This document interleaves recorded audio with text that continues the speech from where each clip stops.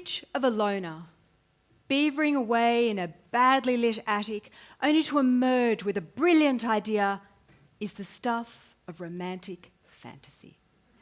The reality is that we do most of our work with other people.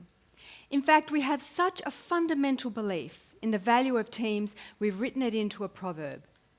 2 heads are better than 1. And that makes sense, because the problems that we're trying to solve are complex and difficult. The simple stuff has been done, and if it was easy, we'd do it ourselves. So naturally, when we get stuck, when we want a different perspective, we turn to the person next to us and we say, "What do you think?" But there's a problem. Well, not just one problem. The first problem is this.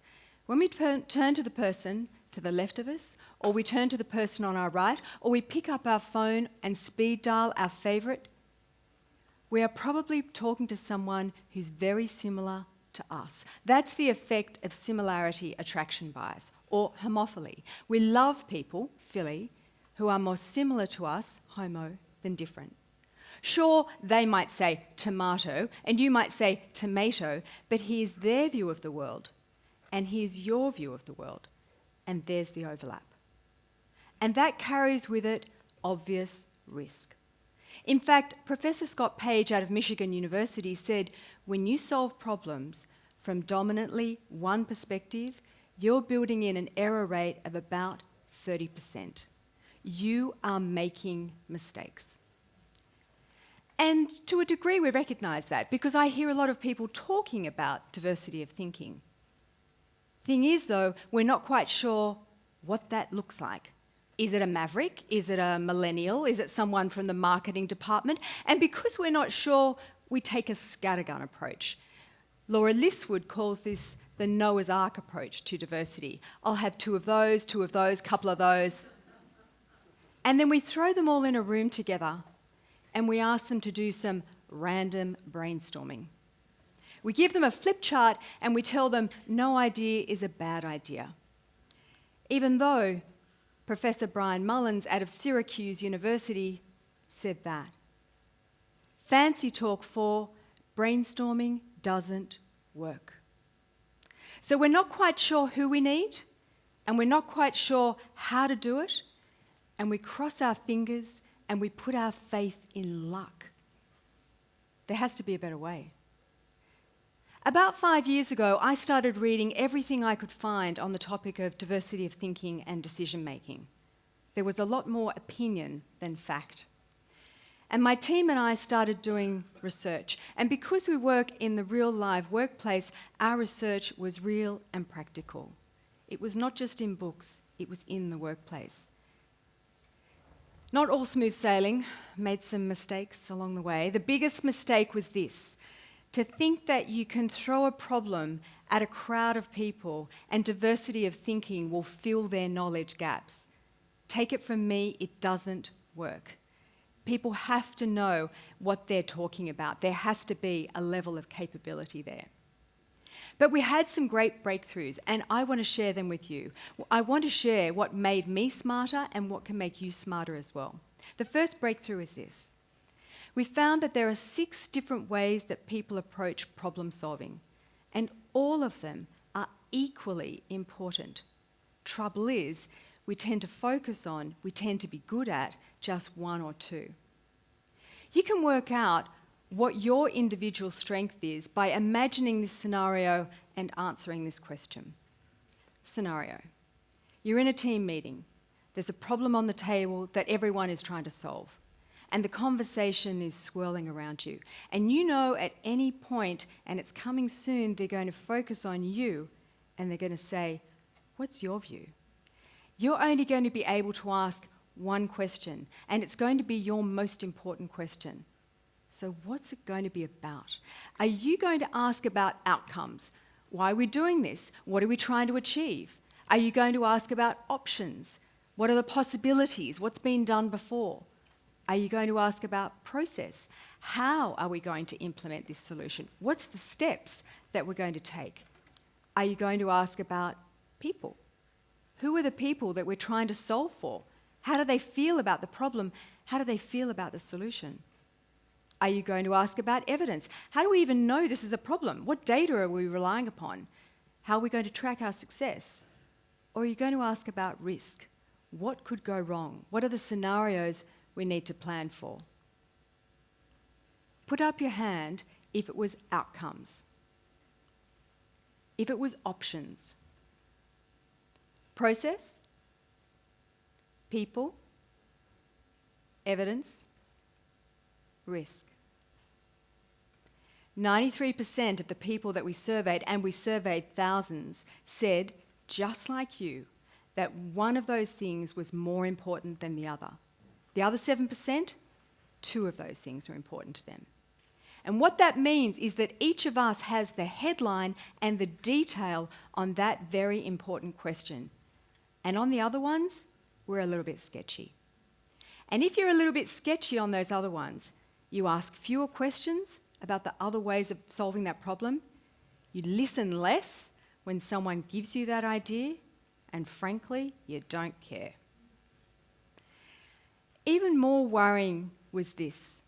When we surveyed senior leaders, 75% of them said that outcomes and options were the most important things to be focused on when you're solving a problem. Just pause for a second, because that's really big. What it means is they're working in an echo chamber, and all they're hearing back to themselves all the time is outcomes and options and options and outcomes. And what they don't realise is that those other voices, those cognitively peripheral voices around people, process, evidence and risk are getting far less airtime. And the solutions that they're building do not incorporate in a balanced way those other four factors. And here's the other really creepy thing. When we looked at the bottom of organisations and we asked folk there, what do you think is the most important? 84% of them said, in equal measure, outcomes, options, people and process. And then level by level, they dropped away talking about people and process, and they just started talking about outcomes and options. Why? Because leaders like talking to people who talk about problems in the way that they do, so they selected themselves again, cloning. But humans are very adaptable, and when we know what's valued, that's what we do. But here's the good thing. When you know this stuff, you can make different choices. You can rebalance the conversation. And I found that great leaders, great thinkers, had already cottoned onto this. They did disciplined diversity of thinking. And I want to share with you 3 examples. The first example is President Obama. When he has a meeting of his advisors, he doesn't do random brainstorming. He asks each individual person to share their point of view, and then he plays it back to them until he's really certain that he understands it. And only then does he move on to the next person. Warren Buffett seeks out his critics. He wants to know those people who have a very different opinion than him, and he wants to hear it loud and clear.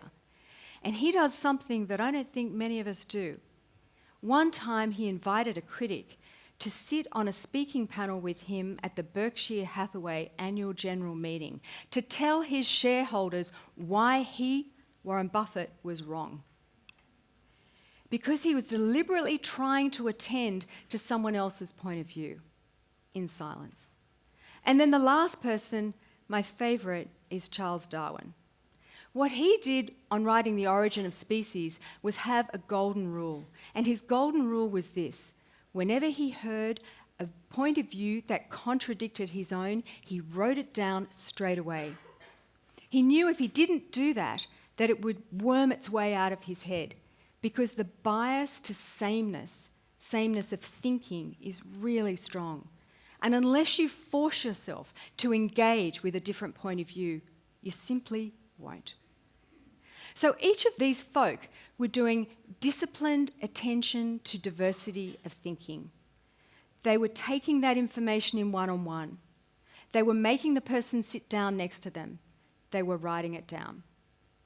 Here's my final finding, and it's a little bit quirky. Paying attention to diversity of thinking is hard.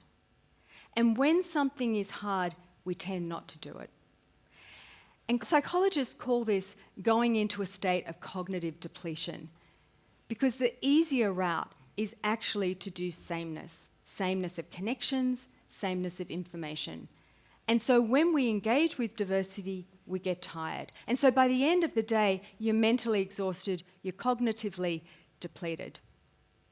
And so at that very moment in time, when you really need diversity of thinking, because your point of view is getting narrowed to nothingness, to the same point of view that you walked into the room with, at that very moment in time, someone says, we should do some diversity of thinking here. You say, whatever.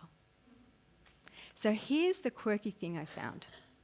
In addition to capability, surrounding yourself with people who know their topic, there's 2 additional factors that subtly nudge us towards diversity of thinking, that subtly nudge us towards listening to other people and processing their information deeply.